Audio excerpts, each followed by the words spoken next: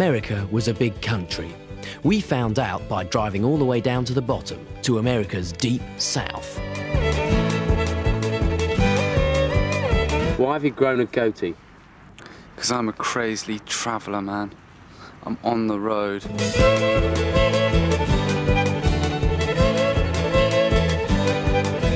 Maybe because you do a lot of scratching on your chin and when you're sort of being very pensive and reflective about the do's and don'ts and the advantages of travelling. Right, thank you.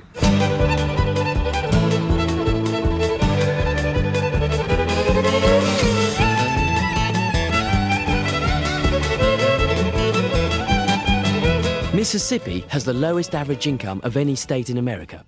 Home of the Delta Blues, the Magnolia State contrasts small but perfect pockets of wealth and literary heritage. Roanoke, home to American Nobel Prize-winning novelist William Faulkner from 1930 to 1962. Not half bad, is it?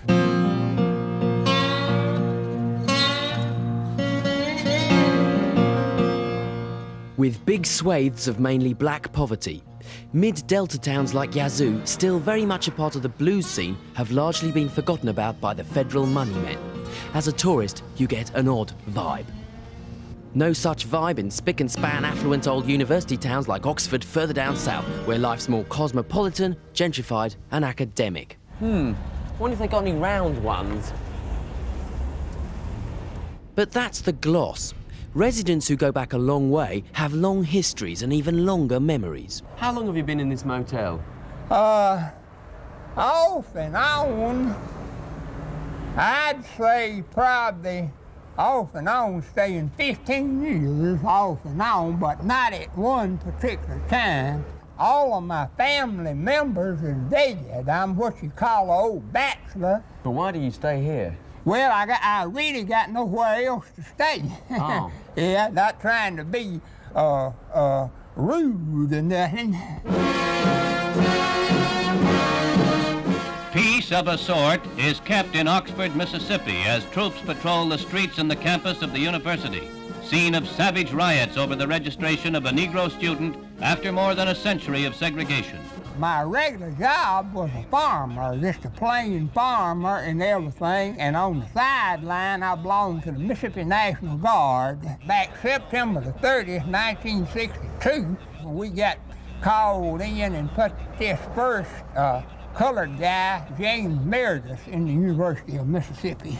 You were there? Yeah, in other words, I was out there that night, right in there among the action. The riot. What was it like? Well, it was scary, one thing. I had 6 months of regular Army training and stuff like that, but none of us had no riot control training. I reckon God is with us and just lucky and everything like that. We got some guys bombed up pretty bad, but I was one of the lucky ones didn't even get bombed up. James H. Meredith, backed up by the federal government's determination that the law be observed, wins his fight in Oxford, Mississippi, and becomes the first Negro known to register in the state university. But the climax leaves bitter wounds. The town becomes an armed battlefield, with federal troops moved in to stand by the U.S. Marshals against the crowds that besiege the campus. Governor Ross Barnett had asserted that he would never allow the school's 114-year tradition of segregation to be broken. Since I got a little age on me and some health problems, I'm easier spooked than I used to be. But according to most students these days, there's less spooking at the University of Ole Miss now that it's finally shaken off the white supremacist thing. I think it's fine. I'm really enjoying it here. I mean, Ole Miss has had the reputation of being, I guess you would say, a racist school towards blacks, but as far as I'm concerned, the experiences that I've had, it's not racist today, I guess. So what's Mississippi all about? It's traditionally known as the most racist state, the most extreme in that sort of way, but at the same time it's produced the most important form of music that's come out of the South, come out of America and its history, which is the blues. So people here in Mississippi look at you for your turban. I mean, what do they say? Oh, initially they call it a hat. So what's hat? the hat you're wearing on your head? So I had to educate. These people are ignorant. You can't do much about the ignorance. The curriculum could always be modified. What is the Queen of England's name? Queen of England. Good, but what's her name, like her first name? Okay. I have no idea. In England, we got this image of American kids being precocious and spoiled. What do you think about that? I tell you what, we are on a field trip. We've got to hurry up and get with our group. Well, they all say that. Good for you. And it's reassuring to know that sweet school kids on field trips are in safe hands. Well, this is the bus, and I'm the driver, and my name is John Lee McDonald, and so that's the door you enter in there. That's the door you enter in there. Okay. That's when you open this door, his arm will come out. Check that mirror.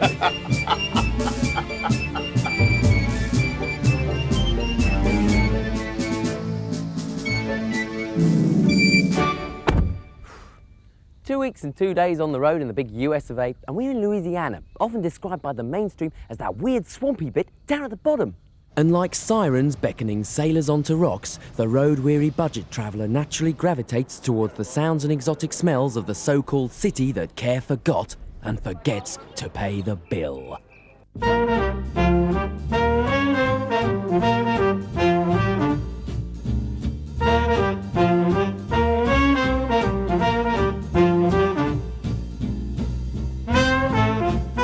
Homegrown punters just love New Orleans. Oh, I just love New Orleans. It's the best place to come. Why? The music, the food, the action, the nightlife.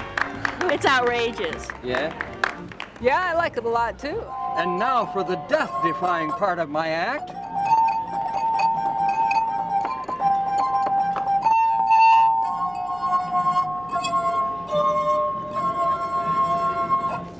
I like the food, I like the music, I like the alcohol, I like it all. Whether it's a jazz fest or here on Jackson Square, you're going to find good music in New Orleans. Of course, you can also find some pretty lousy music without having to look too hard. Oh, I'm sure. We haven't found any here.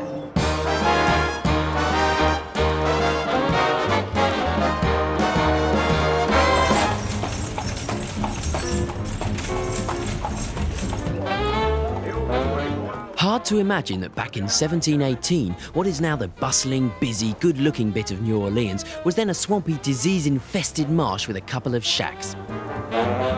Its sexy location on the tributaries of the Mississippi soon attracted business, especially after the arrival of the first African slaves early on in the 18th century and the building of huge levees which still hold back the mighty Miss. All on the other side of Canal Street to our left is south. All on this side of Canal Street to our right is north, which runs the Mississippi River right behind us, all the way to Palm Springs Lake, which is the direction we're traveling in. Slightly hairy for the tourist immediately outside this, the colourful and easygoing French Quarter, inside seems to be where all the action is. And the hippies are. From all over America they arrive in search of fun and loaded tourists. Did you ask for some spare change? Yes. Why? Because I'm hungry. What else? But can't you go home and get some food? I don't have my home is on the other side of the country, but right now that's not my home. I mean, I could go back to my mommy if I wanted to. I don't need my mommy. I can take care of myself. We're butterflies, though. Do you think it's irresponsible, though, leaving home with no money? No. You don't need money. So I'm hungry right now. Actually, I'm one with the earth. I'm the mud goddess. What, like, really? Uh-huh. What's that? Goddess of all mud. The gutter punks. Oh, well, most of them have got money, you know? Most of them have got money? Yeah, but... Why do they beg, then? It's a good question. Good question. Huh? It's a good question. Why are you here? For the... Jazz Fest. See some kids, hopefully. But who comes to a jazz festival with no money? Kids. It was then that I realised I wasn't a kid anymore.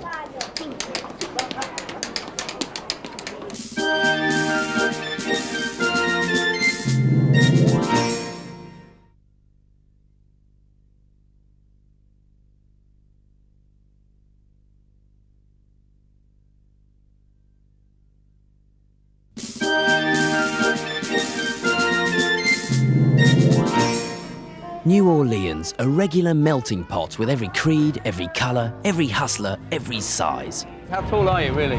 6'11". You're 6'11"? Yes. Right, and how heavy? How big? Yeah. 4'15". 4'15". That's off the scale. Ah!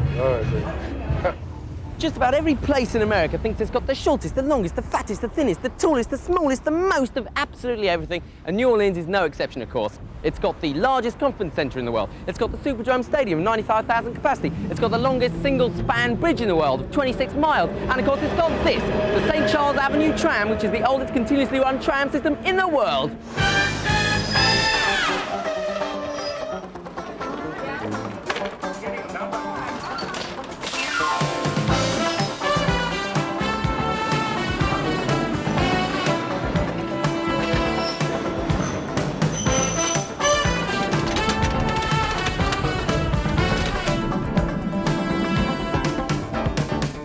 Taking the streetcar is a cheap way to see the Garden District, the posh area where migrant Americans were forced to settle by Spanish and French residents angry at the sneaky striking of the Louisiana Purchase by naughty cash-strapped Napoleon and jammy old America. All land between Mexico and Canada was ceded to the States for a bargain 15 million greenies. Keep out of the French Quarter, they said, and keep out they did. In nice houses, too. All on the other side of Commercial Canal Street.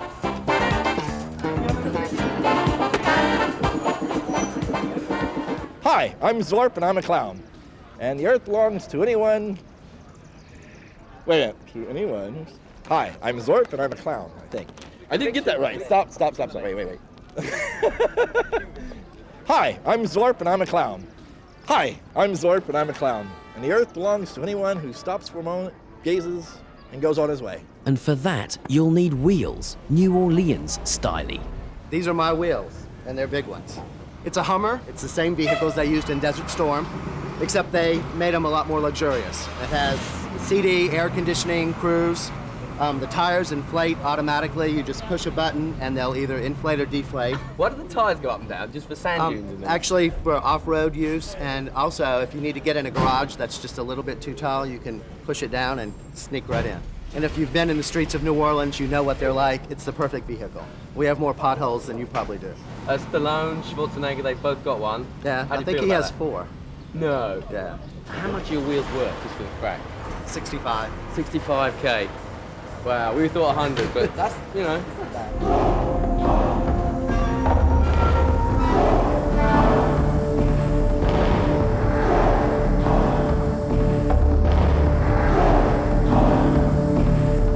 One thing you, the traveller, cannot fail to notice in New Orleans, the Big Easy, is the huge preponderance of scary wooden masks, candles, and dead things in jars.